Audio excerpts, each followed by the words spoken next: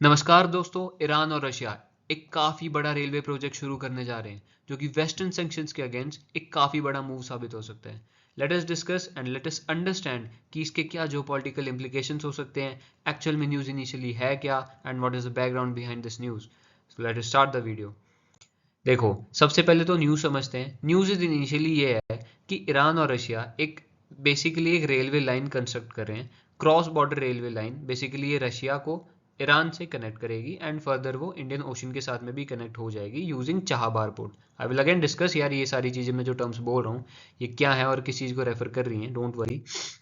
सबसे पहले तो समझते हैं कि यार इन सारी न्यूज़, ये बेसिक जो न्यूज़ निकल करके आई है, इस सब के पीछे का बैकग्राउंड क्या है। देखो, अब इनिशियली जैसा कि हम सभी को पता है कि 2022 से लेकर के अभी तक जो यूक्रेन और रशिया के बीच में वॉर चल रही है, उसकी वजह से नेटो कंट्रीज़ ने प्लस यूएसए ने काफ़ी ज़्यादा सैंक्शंस लगा दिया। अब इसकी वजह से बेसिकली हो क्या रहा है, बेसिकली जब भी लेट्स से ये आपका यूके है, अब मैं इनिशियली मैप के साथ में भी समझाऊंगा, लेकिन लेट्स अस अंडरस्टैंड जैसे कि आपका यूके है and this is your Russian territory. अब रशिया जब बेसिकली आप लोगों के पास में जब ऑयल ट्रेड करता है, लेट्स से वो इंडिया के पास में, इंडिया समवेयर अराउंड यहाँ पर है, तो इंडिया के पास में जब वो ऑयल लेकर के आते हैं तो उस टाइम पे होता क्या है कि इन्हें जब आना है तो बेसिकली इन्हें they have to use ports of UK. UK के पोर्ट्स यूज़ करने के बाद में स्विस कैनाल से होते हुए, बेसिकली सऊदी अरेबिया वाला रीजन जो ये है, वहाँ से होते हुए then they come to India या फिर और किसी पर्टिकुलर जो ओशियानिक कंट्रीज़ हैं उनके उन तक पहुँचता है ये ऑयल। अब यहाँ पर सबसे बड़ा मूव ये खेला गया है कि इन्होंने डायरेक्ट कनेक्टिविटी बना दी। अगेन यार मैं मैप के साथ में ये सारी चीज़ समझाऊंगा, प्लीज़ डोंट वरी। अब ये समझते हैं कि देखो इनिशियली जो पहले let us this price cap, western shipping and insurance are banned unless Russian crude sells under 60 barrels. अब देखो, ये अलाउ तो कर रहे हैं कि यार यहाँ से जाकर के तुम बेच तो लो, लेकिन इसको बेसिकली दे आर सेइंग कि यार एक बैरल $60 के ऊपर बिके, which is not fair. Simply fair नहीं है, क्योंकि इनिशियल जो इसकी cost I have check around $200-300 होती है, तो काफ़ी बड़ा लॉस है ये रशिया के लिए। अब the European union banned nearly all sea borne imports of Russian crude oil and refined product. अब इस बात का कहने का क्या मतलब है, अब बेसिकली इन्होंने जो सी बॉर्न इम्पोर्ट्स हैं, यानी कि डायरेक्टली जो ये सी के थ्रू इम्पोर्ट्स हो रहे थे यूके में या फिर और किसी कंट्री में, वो बैन कर दिए। लेकिन देखो, एक चीज़ इसके पीछे एक कैश या फिर एक काफ़ी बुरी बात है, दैट इज़ कि ये लोग बॉर्डर, क्रॉस बॉर्डर जो ट्रेड है, यानी कि जो नेचुरल रिसोर्सेज जैसे कि गैसेस का या फिर ऑल और भी कोई फॉसिल फ्यूल्स का जो ट्रेड है वो अभी भी ऑन गोइंग है। यू नो इन लोगों ने ऊपर ऊपर से तो सैंक्शंस लगा दिए, लेकिन बैक एंड में इनका ये सारा ट्रेड चल रहा है। अगेन, अगर आप लोग थोड़ा सा और डीप रिसर्च करोगे तो यू विल ऑल्सो फाइंड कि यूएसए का भी एक हद तक कुछ ना कुछ थोड़ा बहुत ट्रेड रशिया के साथ में अभी भी है। सो ऊपर से तो ये लोग दिखा देते हैं कि लड़ रहे हैं, वही इंडिया वाला केस है यार। कांग्रेस और वो, आप लोगों ने फोटो देखी होगी कि कांग्रेस और बीजेपी आपस में लड़ रहे हैं, लेकिन वो कौन सी वो हॉल है, वो कैफे में जाकर के they are sitting and they are having a cup of tea together. So वही वाला केस इनके केस में भी है। ये ऊपर से दिखा रहे हैं कि भाई हम लोग लड़ रहे हैं, लेकिन एट द एंड ये दोनों नेशंस आपस में दिखा, मतलब अपनी जनता को बेवकूफ़ बना रहे हैं एट द एंड।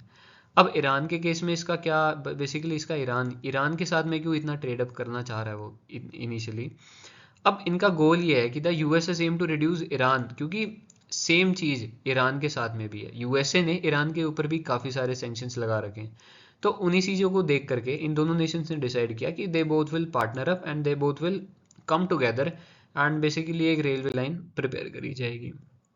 अब ऐसा है ऑलरेडी टोल्ड कि इनिशियल जो रूट होता था इनका, दैट वाज यूजिंग रशिया, और फिर ये ओशियानिक रूट्स फॉलो करके they use to come all around Europe, पूरा का पूरा यूरोप पास करने के बाद में फिर यहाँ पर ये सुएज कैनाल को पास करते थे। वो होने के बाद में then they use to reach India या फिर और किसी पर्टिकुलर नेशन, जैसे कि ये Malaysia, I am really sorry not Malaysia, आपका इंडोनेशिया, म्यांमार या फिर और किसी पर्टिकुलर कंट्री जहाँ तक बेसिकली रशिया का क्रूड ऑयल पहुँचाना होता था वो पहुँचाया जाता था।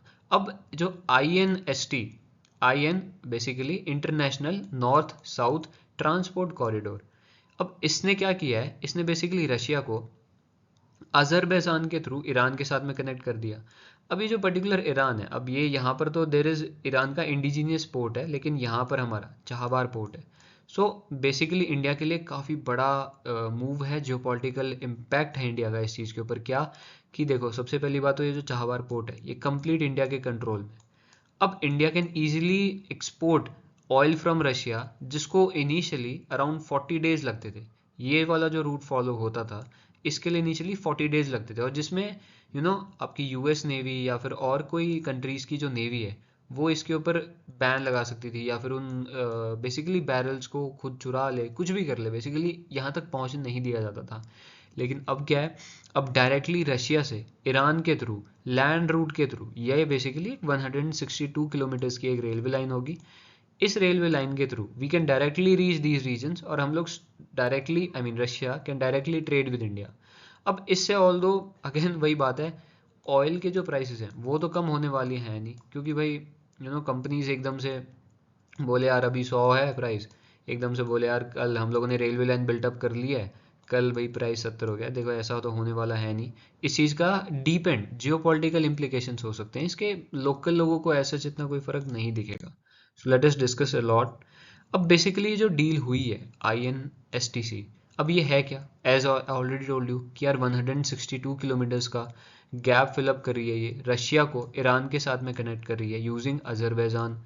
अब इनिशियली देखो, सीधा हम लोगों ने बोल दिया कि वी आर कंस्ट्रक्टिंग एक 162 किलोमीटर्स की रेलवे लाइन, लेकिन इसमें काफ़ी सारे इश्यूज आते हैं, काफ़ी सारी प्रॉब्लम्स आती है, काफ़ी सारे इम्प्लीकेशंस आते हैं। तो आइए वो डिस्कस करते हैं। तो सबसे पहला इम्प्लीकेशन तो यही आएगा क्या कि यार रूट, अगेन रूट के लिए तो ईजी है, क्योंकि इरानियन लॉजिस्टिक्स जो बेसिकली ये जो राष्ट्र वाला एरिया है, this is sea bound area. Sea bound area in the sense this is your, जैसा आपका मुंबई एंड जो कोस्टल एरियाज होते हैं उनकी तरह ये वाला रीजन है। And this is pretty easy to make, आप लोगों के रेलवे ट्रैक्स बनाने के लिए this is very easy to make upon that. और अगेन, और ये डिस्टेंस रेलवे ट्रैक्स के लिए इतना भी बड़ा है नहीं, 162 किलोमीटर्स कैस्पियन सी की कोस्ट लाइन के ऊपर इजीली बनाया जा सकता है, अगर गवर्नमेंट्स आपस में कोऑपरेट करती हैं, सो दैट्स प्रिटी इजी। अब इस सारी चीज़ों को फाइनेंस कौन कर रहा है, कितना फाइनेंस लग रहा है? अब इनिशियली रशिया जो है, रशिया इसको 1.3 बिलियन, टोटल कॉस्ट तो अगेन इसकी 101.6 बिलियन डॉलर्स आ रही है, यूरोज, लेकिन इसको मेजरली रशिया ही फाइनेंस कर रहा है। बचे हुए 300 मिलियन जो बेसिकली 300 मिलियन यूरोज हैं, वो आपका ईरान या फिर अजरबैजान, ये इन जैसी कंट्रीज फंड करेंगी। अब इसका टाइमलाइन क्या बताया जा रहा है? टाइमलाइन इज अराउंड 2027 से लेकर के 2028, यानी कि आज से 2 से 3 साल तक ये इजीली बन करके तैयार हो जाएगा। एंड इवन इफ अगर वॉर कंटिन्यू भी रहती है तब तक, सो Russia can easily handle all this expenses. अब ये सब होने के बाद में फुली ऑपरेशनल कब तक हो पाएगा? फुली ऑपरेशनल यार, ये सारी चीज़ें अगेन इसके लिए काफ़ी सारी चीज़ें लगती हैं। अब हो सकता है कि मिलिट्री भी सेंड करनी पड़े, मिलिटरीलाइज आप लोगों को ट्रेन्स रन करनी पड़े, कार्गो हो, रिड्यूसिंग ट्रांजिट टाइम हो गया इंडिया टू रशिया। अब बेसिकली इससे यही मैंने ऑलरेडी बताया कि वही रशिया से लेकर के इंडिया तक आने में काफ़ी टाइम लगता था, लेकिन इनिशियली अब क्या है, 14 डेज में हम लोग रशिया से लेकर के इंडिया तक आ सकते हैं using the sea route. Basically oil, specifically oil को लगेंगे 14 दिन रशिया से इंडिया तक आने में। अब यह समझते हैं कि what are the financial insulation या फिर फाइनेंशियल इम्पैक्ट इस चीज़ के क्या हुए हैं ओवरऑल ग्लोबल मार्केट के ऊपर, इन सारी चीज़ों के ऊपर। So let us discuss. अब इसका सबसे बड़ा इफेक्ट जो है दैट इज अपॉन डॉलर। सबसे, आई मीन इनिशियली होता क्या था, as I already told you कि यूके के थ्रू सारी चीज़ें फंड होती थी, या फिर नेटो के थ्रू, या फिर बेसिकली इनको पोर्ट्स यूज़ करने पड़ते थे।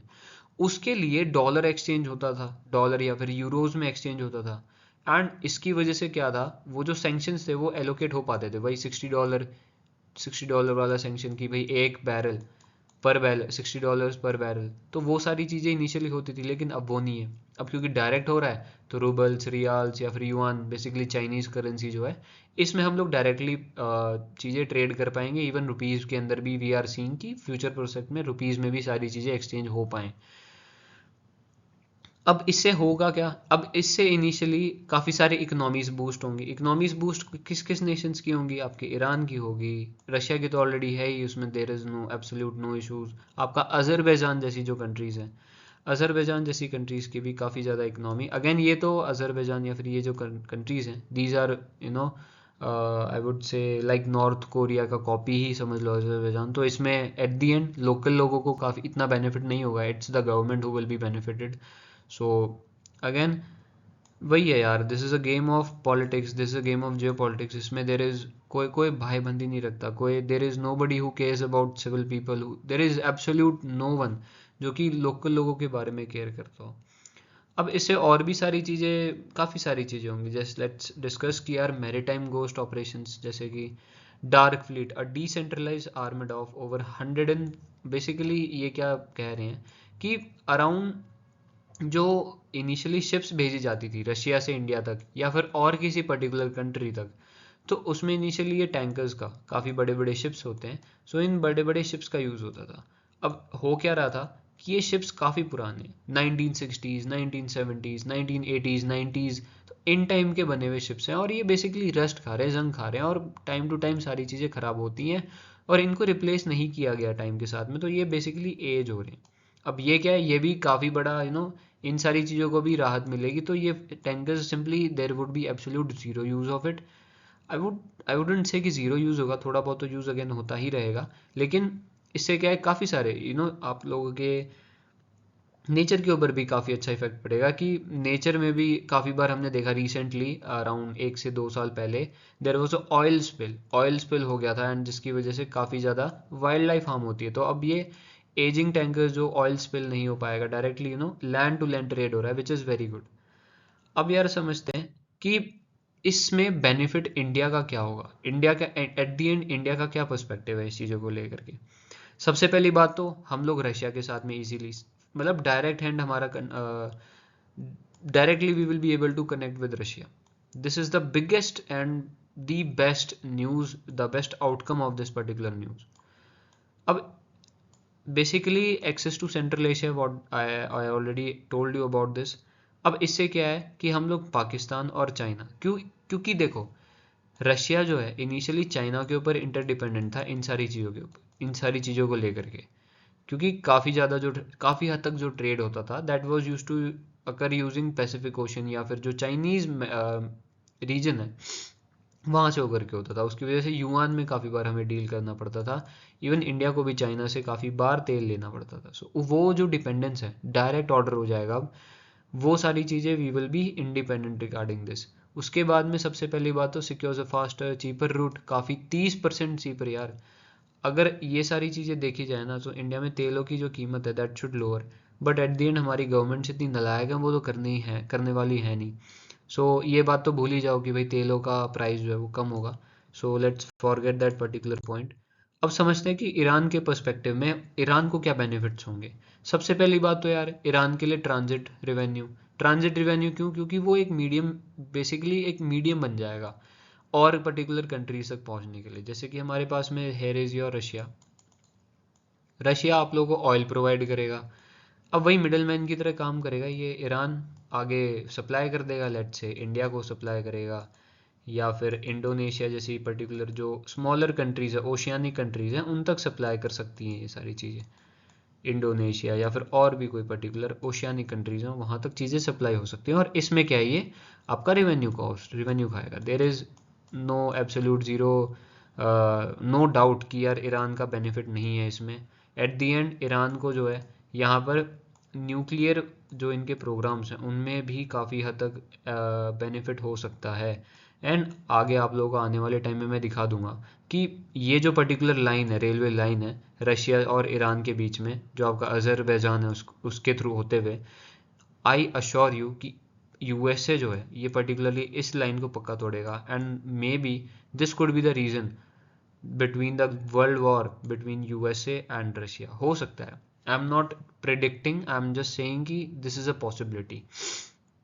अब समझते हैं रशिया के लिए क्या बेनिफिट है। एट दी एंड देखो रशिया इनिशियली काफ़ी कंप्रेस हो चुका था, काफ़ी ज़्यादा प्रेशर में आ चुका था जस्ट बिकॉज ऑफ दीज आपके जो वेस्टर्न सेंक्शंस हैं, या फिर ऑल दो उतनी हद तक इतना इफेक्ट नहीं पड़ रहा था क्योंकि India was initially taking the stand.